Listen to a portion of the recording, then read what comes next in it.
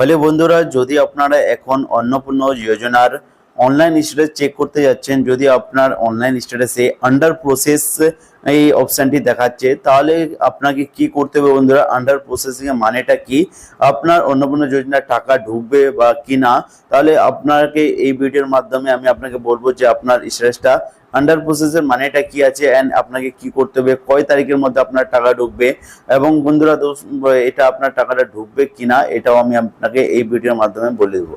তাহলে ভিডিওটিকে পুরো দেখুন এবং চ্যানেলে প্রথম এসে থাকলে চ্যানেলটিকে প্লিজ সাবস্ক্রাইব করে নেবেন এবং ভিডিওটিকে এখনো যদি লাইক না করেন লাইক করে দিবেন। আমি আপনাকে বলতেছি যেটা অনলাইন স্ট্যাটাস চেক করার পদ্ধতি কালকে থেকে শুরু হয়েছে। এটা অন্নপূর্ণা যোজনা আপনি মোবাইল দিয়ে চেক করতে পারছেন, কিন্তু এখন অনেকেরই স্ট্যাটাসে বন্ধুরা আন্ডার প্রসেসিং প্রবলেম দেখাচ্ছে, অনেকেরই অ্যাপ্রুভ দেখাচ্ছে, অনেকেরই অন্য অন্য কোনো প্রবলেম দেখাচ্ছে। কিন্তু যদি আপনার আন্ডার প্রসেসের প্রবলেমটি দেখাচ্ছে, তাহলে আপনাকে কি করতে হবে? এটা মানে হলো আপনার যে ফর্মটা আছে, অনলাইন অ্যাপ্লিকেশনটা আছে, ওটা এখনো মানে গভর্নমেন্ট অফিসারের কাছে আছে, ওটা আন্ডার প্রসেসরে আছে, ওটা এখনো আপনার চেক করে নি। ওটা যদি আপনার অ্যাপ্রুভ হয়ে যেত, তাহলে আপনার 2-3 দিনের মধ্যে টাকা ঢুকে যেত, আপনার অ্যাকাউন্টে ঢুকে যাব।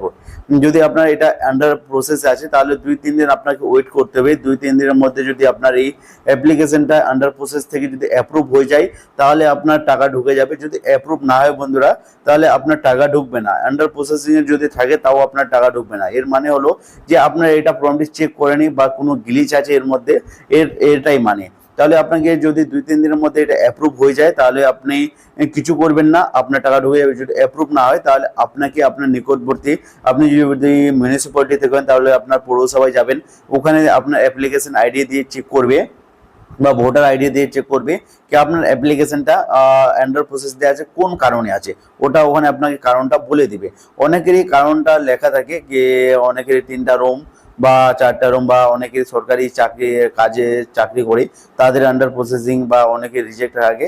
তা ওটা হলো অন্যজনের। যদি আপনি পঞ্চায়েত থেকে হন, তা আপনিও 2-3 দিন পরে যাবেন। যদি আপনার আন্ডার প্রসেসে থাকে, পঞ্চায়েত অফিসে যাবেন, ওখানে গিয়ে আপনার অফিসার দিয়ে চেক করাবেন।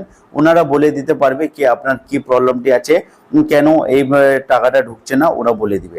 এবং এই আপডেটটি আপনাকে কিরকম লাগলো আপনি কমেন্টে বলবেন, এবং ভিডিওটি ভালো লাগলে ভিডিওটিকে লাইক এন্ড চ্যানেলটিকে সাবস্ক্রাইব করে নেবেন। দেখা হচ্ছে